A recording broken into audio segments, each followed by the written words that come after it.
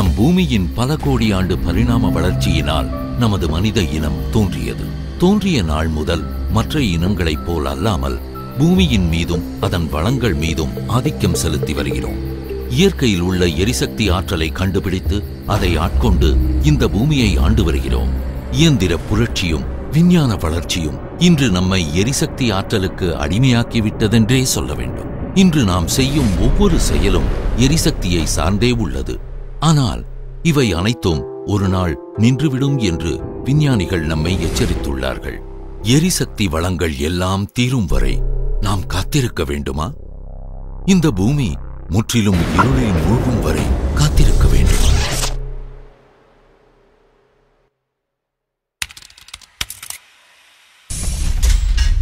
என் அன்புள்ள பாட்டனாருக்கு ஒரு வேண்டுகோள். எல்லா தாத்தா பாட்டியும் கொஞ்சம் கவனியுங்க. தாத்தா பாட்டின்னு பெரியவங்களை மட்டும் இல்ல, உங்களையும் தான் சொல்றோம். இப்போ நீங்க ஒரு குழந்தையா கூட இருக்கலாம். ஆனா ஒரு நாள் உங்க சந்ததியினர் வரும்போது தாத்தா பாட்டியாகத்தானே போறீங்க. அன்புள்ள தாத்தா பாட்டிகளே, உங்க பேரும் பேத்திங்க கேக்குறோம். இந்த பூமியை காப்பாத்த வாய்ப்பு இருந்தும் ஏன் காப்பாத்தல? வளங்களை ஏன் நீங்க பத்திரமா பராமரிக்கல? ஏன் இந்த பூமியை ஏன் காப்பாத்தல? எங்களை இப்படி தவிக்க விட்டுட்டீங்களே. இப்படியெல்லாம் நடக்கும்னு உங்களுக்கு ஏற்கனவே தெரிஞ்சதுல. உங்க தலைவர்கள் தெரிஞ்சே எங்களை நிலைமை காலாக்கிட்டாங்க. விஞ்ஞானிகள் அப்பவே எச்சரித்தாங்கல்ல. உங்க பிள்ளைகள் மேல் பாசம் இல்லாமலா போச்சு? எங்களை பத்தி நினைக்கவே இல்லையா? நாங்க உங்க பிள்ளைகளோட பிள்ளைகள் தானே. உங்கள் ரத்தம் தானே நாங்க. பேராசைப்பட்டுட்டீங்களே. பேராசையில இப்படி செஞ்சிட்டீங்களே. நாங்க எப்படி தவிப்போம்னு நீங்க யோசிக்கல. சுற்றுச்சூழலை மாசுபடுத்த எப்படி அனுமதிச்சீங்க? பல கோடி வருஷங்களா இருந்த இயற்கை வளத்தை வெறும் 300 வருஷத்துல அழிச்சிட்டீங்க. உங்க நலனை மட்டும் பார்த்து வாழ்ந்துட்டீங்களே. இது எல்லாம் நீங்க செஞ்ச அநியாயம்னு தோணல? இப்ப எந்த எண்ணெயும் எரிபொருளும் இல்ல. காட்டழிச்சு கடல் அழிச்சு பூமியை சொன்னதால இப்ப பார்க்க இடமெல்லாம் பாலைவனமா இருக்கு. தேவைக்கு அதிகமாவே எல்லாம் இருந்தும் வளங்களை மதிக்காம வீணடிச்சிட்டீங்க. ஆறு நதியெல்லாம் சாக்கடையாயி தண்ணிக்கே பஞ்சமாயிடுச்சு. இப்படியெல்லாம் நீங்க செஞ்சதால நாங்க தவிக்கிறோம். உயிர் வாழவே போராடுறோம். இயற்கை வளங்கள் அழிஞ்சதால தினமும் பஞ்சத்தை தத்தளிக்கும். உங்களுக்கு தெரிஞ்சிருந்தோம் செயல்படாதனால நாங்க கஷ்டப்படுறோம். இத பார்க்கறீங்கன்னா, இத பார்க்கும்போது இயற்கை வளங்கள் அழியலனா ஒருவேளை இந்த நிலைமை எங்களுக்கு ஏற்படாம தடுக்க வாய்ப்பு இருக்கு. கிடைச்சிருக்கிற வாய்ப்பை தவற விட்டுடாதீங்க. இந்த நிலைமையை தவிர்க்க எங்களை பத்தியும் சிந்திங்க. எங்களால எதுவும் செய்ய முடியாது, உங்களால தான் முடியும். இந்த வளமான பூமி வறண்ட பாலைவனமாக மாறும் முன் செயல்படுங்க. இதை அலட்சியப்படுத்தாதீங்க. நீங்க வாழ்ற விதத்தை பத்தி அறியுங்க. நாம எந்த அளவுக்கு இந்த பூமியை சார்ந்து வாழணும்னு புரிஞ்சுக்கோங்க. இந்த பூமி நம்மளை எப்படி சார்ந்து இருக்குன்னு தெரிஞ்சுக்கோங்க. எந்த பொருளையும் வீணாக்காதீங்க. பூமி மேல் உங்கள் தாக்கத்தை குறைச்சிடுங்க. எரிசக்தி தயாரிக்க மாசுபடுத்தும் முறைகளை கைவிடுங்க. புதுப்பிக்கத்தக்க எரிசக்திக்கு மாறிடுங்க. சுத்தமான எரிசக்திக்கு மாறிடுங்க. நீங்க வாழும் விதத்தை மாத்திடுங்க. இன்றே செயல்படுங்க. சிந்தித்து செயல்படுங்க. காத்திருக்காதீங்க. நல்லதை செய்யுங்க.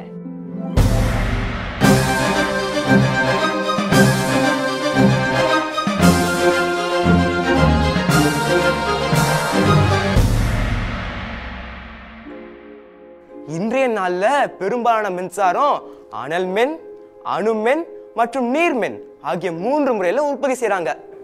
அனல் மின் நிலையங்கள்ல ஃபாசில் ஃபியூல்ஸ் என்ற புதைப்படிவ எரிபொருள் வளங்களான நிலக்கரி, இயற்கை வாயு, கச்சா எண்ணெய் எரித்து அதன் வெப்பத்துல மின்சார உற்பத்தி செய்யறாங்க.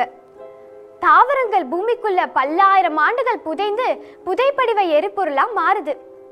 நிலக்கரி வளம் நமக்கு பூமிக்குள்ள 180 அடி ஆழத்திலிருந்து 300 அடி ஆழத்திலும், சில இடங்கள்ல 1000 அடி ஆழத்திலிருந்து 1500 அடி ஆழத்து வரைக்கும் கிடைக்குது. பூமியை துளைத்து மிகப்பெரிய சுரங்கங்களை அமைச்சு நிலக்கரியை எடுத்துட்டு வரோம். நம்ம இந்தியால மட்டும் 450 நிலக்கரி சுரங்கங்களுக்கு மேல இருக்கு. இயற்கை வாயு மற்றும் கச்சா எண்ணெய 3000 முதல் 10,000 அடி ஆழமான கிணறுகளை தோண்டி விலை எடுக்கிறோம். இப்போ உலக அளவுல 5 லட்சம் எண்ணெய் கிணறுக்கு மேல இருக்குது. இப்போ நம்ம உபயோகிச்சுட்டு வர வேகத்துல நிலக்கரி வளம் தோராயமா 100 ஆண்டுகளுக்கும், எண்ணெய் வளம் 40லேருந்து 60 ஆண்டுகள் வரைக்கும் தான் நிலைக்கும்னு விஞ்ஞானிங்க சொல்றாங்க. நம்ம குளிர்பானத்தை குடிச்சிட்டே இருந்தா அது எப்படி குறையுமோ அதே போலதாங்க இந்த கச்சா எண்ணெயும். அதை நம்ம எவ்வளவுக்கு எவ்வளவு உறிஞ்சிரோமோ அதுவும் காலி தானே ஆகும். அந்த நாள் வர இன்னும் ரொம்ப தூரம் இல்லை. அனல் மின் நிலையங்கள் சுற்றுப்புற சூழலை அதிகமா மாசுபடுத்தும். எரிபொருளை எரிச்சு அதுல இருந்து மின்சாரம் தயாரிக்கும் போது கார்பன் டை ஆக்சைடு போன்ற நச்சு பொருள் வெளியேறுது. இவ்வாறு மின் நிலையங்கள் சுற்றுப்புற சூழலை அதிகமா மாசுபடுத்துவது மட்டும் இல்ல, அதற்கு தேவையான வளங்களும் குறுகிய காலத்திற்கு மட்டுமே நிலைக்கும். அதனாலதான் இதை புதுப்பிக்க தகாத எரிசக்தின்னு சொல்ல வேண்டும். இவ்வாறு வளங்கள் தீர்ந்துருச்சுன்னா கண்டிப்பா மின்சார உற்பத்தியும் நின்றுவிடும். உண்மை என்னன்னா 1,80,000 மெகாவாட் மின்சாரம் தயாரிக்கும் நம்ம இந்தியால இன்னும் பல கோடி மக்களுக்கு இந்த வசதி கிடைக்கவே இல்லை. நாளுக்கு நாள் மின்சார தேவை அதிகரிச்சுட்டே தான் இருக்கு. மேலும் மின்னாலைகளை நம்ம பூமியில நிறுவித்தால் இன்னும் ஒரு சில வருடங்கள்ல நம்ம பூமி வறண்ட பாலைவனமா ஆயிடும். ஆக மொத்தம் நமக்கு மின்சாரம் அதிகமா தேவை இருந்தாலும் வளங்களை அதிகமா உபயோகித்தும் இந்த சுற்றுப்புற சூழலை மாசுபடுத்தும் இந்த மரபு சார்ந்த மின் ஆற்றல் முறைகளை நம்ம கைவிட வேண்டும். பெருகி வரும் மின்சார தேவையை பூர்த்தி செய்ய நெடுநாள் நீடித்து சுற்றுப்புற சூழலை பேணி காக்கும் புதிய மரபுசாரா புதுப்பிக்கத்தக்க வகையில் எரிசக்தி தயாரிக்கும் முறைகள் தேடும் அவசியம் ஏற்பட்டுள்ளது. இயற்கை முழுசும் ஆற்றல் நிறைஞ்சது. இயற்கையில சூரியன், காற்று, தண்ணீர் மற்றும் தாவரங்கள் ஆற்றல் மிக்கதாக அமைஞ்சிருக்கு. இவைகளை நாம் புதுப்பிக்கத்தக்க எரிசக்தி எனும் கிரீன் எனர்ஜி என்கிறோம். இதுல சூரியன், காற்று மற்றும் தண்ணீர் வளங்கள் என்றும் அழியாதவை. அதே போல மனுஷனோட முயற்சியால் இந்த தாவரங்களையும் பேணி காத்து வளர்க்க முடியும். புதுப்பிக்கத்தக்க எரிபொருளுக்கு மாற வேண்டும் என்ற கருத்து தோன்றிய நாள் முதல் பலரின் முயற்சியால் இந்த புதிய புதுப்பிக்கத்தக்க மின்சாரம் தயாரிக்கும் முறைகள் கண்டுபிடிக்கப்பட்டுள்ளது. முதல்ல சூரியனின் ஆற்றலை எவ்வாறு உபயோகிக்கலாம்னு பார்க்கலாம். சூரியனே நம் பூமியில் கிடைக்கும் ஆற்றலுக்கெல்லாம் மூலமாக விளங்குது. நமது பூமி மேல் விடும் 1 மணி நேர சூரிய கதிரொளி உலகில் உள்ள அனைத்து மின்சார தேவைகளும் 1 வருடத்திற்கு பூர்த்தி செய்யும் தன்மையுடையது. சூரிய சக்தியை கொண்டு சூரிய ஒளி மற்றும் சூரிய வெப்பம் ஆகிய 2 வகை மின்சாரமும் உற்பத்தி செய்யலாம். அடுத்ததா எப்படி காற்றிலிருந்து மின்சாரத்தை தயாரிக்கிறதுன்னு பார்ப்போம். சுமார் 150 அடி முதல் 300 அடி உயரத்தில் காற்றில் உள்ள ஆற்றலை கொண்டு விசிறியை சுழ செய்து அதன் மூலம் மின்சாரத்தை தயாரிக்கிறாங்க. இன்றைய அளவுல சுமார் 197 கிகாவாட் அளவுக்கு உலகெங்கும் காற்று விசையாழிகள் மூலம் மின்சாரம் தயாரிக்கப்பட்டு வருகிறது. செடி, கொடி, மரங்களிலிருந்து நேரடியாக அல்லது விலங்கின் சாணத்திலிருந்து தயாரிக்கப்படும் மின்சக்தி உயிரின தொகுதி என்ற பயோமாஸ் எரிசக்தி எனப்படுது. கரிமைத்தன்மை உள்ள பயோமாஸ நேரடியாக எரிச்சு மின்சாரமோ அல்லது ரசாயன மாற்றத்தை ஏற்படுத்தி மீத்தேன் அல்லது எத்தனால் தயாரிக்கலாம். விவசாயமும் காடு வளர்ப்பும் சீராக செய்தால் இவ்வளத்தை நிலையாக பெறலாம். அதிகப்படியாக இந்த தாவர கழிவுகளை ஏற்படுத்தும் ஆலைகள்ல அந்த கழிவுகளை உபயோகித்து மின்சாரம் தயாரிக்கிறாங்க. ஆக இந்த புதுப்பிக்கத்தக்க சூரிய சக்தி, காற்று சக்தி, நீர் சக்தி மற்றும் பயோமாஸ் போன்ற எரிசக்திகள் மூலம் மின்சாரம் தயாரித்து 1000 ஆண்டுகள் நம் மின்சார தேவையை பூர்த்தி செய்யலாம்.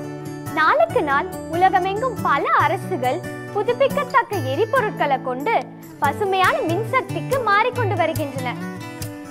ஆனால் தற்போதைய அளவில் பசுமையான எரிசக்திகளை கொண்டு தயாரிக்கப்படும் மின்சாரம் மரபு சார்ந்த மின்சாரத்தை விட விலை சில மடங்கு உயர்ந்ததாகவே உள்ளது. அப்படி இருக்கையில் உண்மையில் பசுமை சார்ந்த எரிசக்திகளுக்கு மாற வேண்டும் என்ற அவசியம் நமது ஒவ்வொருடமும் வளர வேண்டும். இது மட்டும் இல்லாமல் மின்சார வாரியம் அளிக்கும் மின்சாரத்தை நாம் மிச்சம் செய்ய வேண்டும். வீட்டில் உள்ள பிலமெண்ட் பல்புகளை CFL பல்புகளாக மாற்றியும் தேவையில்லாத நேரத்தில் டிவி, கம்ப்யூட்டர், ஃபேன், லைட்களை அணைத்துவிட்டும் வெந்நீர் தேவைகளுக்கு சூரிய வெப்பநீர் கலன் அமைத்தும் சுலபமாக நமது பங்கினை வகிக்கலாம். பெரிய தொழிற்சாலைகளும் தங்களது ஒரு சில செயல்முறைக்கு வாரியம் சாராது தனித்து இயங்கும் மின் நிலையங்களை நிறுவித்தால் நமக்கு மேலும் நன்மைகள் பயக்கும். மேலும் இந்த பயோ எரிபொருள் மூலம் செலுத்தப்படும் இந்த கார், வேன், ட்ரக்குகளை உபயோகிக்க நாம் ஊக்குவிக்க வேண்டும். தமிழ்நாட்டில் 7339 மெகாவாட் உற்பத்தி செய்யும் திறன் கொண்ட புதுப்பிக்கத்தக்க மின் நிலையங்கள் நிறுவப்பட்டுள்ளது. 6531 மெகாவாட் காற்றாலைகளும் 610 மெகாவாட் உபரி மின் நிலையங்களும் 161 மெகாவாட் தாவர மின் நிலையங்களும் 7 மெகாவாட் சூரிய மின்சக்தியும் நிறுவப்பட்டுள்ளது. இது இந்தியாவில் உள்ள புதுப்பிக்கத்தக்க எரிசக்தி திறனின் 36%. அதுபோல தமிழ்நாட்டின் மின் கட்டமைப்பு திறனின் 40%. சில தேயிலை, ஜவ்வரிசி, உப்பு போன்ற தொழிற்சாலைகள்ல சூரியபத்துல பொருட்களை உலர்த்துறாங்க. கல்லூரிகள்ல சூரியபத்துல சமையலே செய்றாங்க. ஆற்றலை ஆக்கவும் முடியாது, அழிக்கவும் முடியாது. அது ஒரு நிலையிலிருந்து மற்றொரு நிலைக்கு தான் மாற்ற முடியும். இது நாம் அறிந்த இயற்பியல் கோட்பாடு. திறமையாகவும் சுற்றுப்புற சூழலை பேணி காக்கும் இந்த புதிய மரபு சாரா மின்சாரம் தயாரிக்கும் தொழில்நுட்பங்களை விரைவில் கண்டுபிடிக்காவிட்டால் நமது பூமி விரைவில் வறண்ட பாலைவனமாகும். நாளை நமது சுற்றுப்புற சூழல் பசுமையாக இருக்க வேண்டுமானால் இன்றே நாம் பசுமை எரிசக்திக்கு மாற வேண்டும். இன்றே நல்லதை செய்வோம்.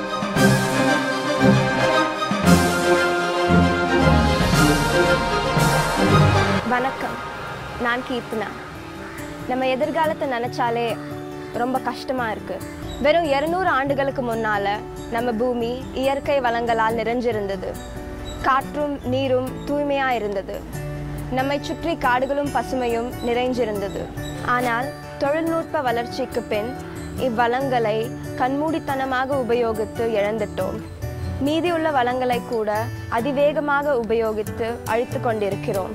இவ்வளங்கள் நம்மளுக்கு திரும்பி கிடைக்காது. பல்லாயிரக்கணக்கான ஆண்டுகளால் நம் முன்னோர்களிடமிருந்து இந்த பூமியை பரம்பரையாய் அனுபவிச்சு கொண்டு வருகிறோம்.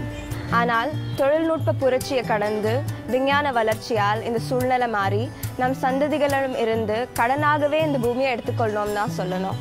நமது இயற்கை வளங்களை அனுபவித்து அழிக்கும் வேகத்தில் அவை சில ஆண்டுகள் மட்டும்தான் நீடிக்கும் என விஞ்ஞானிகள் சொல்கிறார்கள். நாம் இயற்கை வளங்களை இப்படி அழிப்பதற்கு நமக்கு என்ன உரிமை இருக்கிறது? நம்ம எல்லாரும் நம் குழந்தைகளுக்காகவும் அவர்களின் குழந்தைகளுக்காகவும் இந்த பூமியை சிறந்த வளங்களுடன் விட்டு செல்வதற்கு இப்பவே நல்லதை செய்வோம். பசுமையான எரிசக்திக்கு மாறி வளமான எதிர்காலத்தை உருவாக்குவோம்.